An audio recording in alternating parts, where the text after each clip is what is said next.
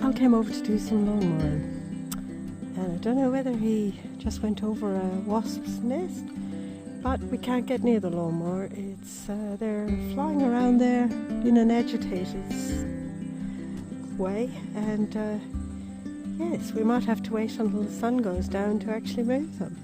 I don't know, are they trying to get into the lawnmower or under the lawnmower? But we've certainly annoyed them.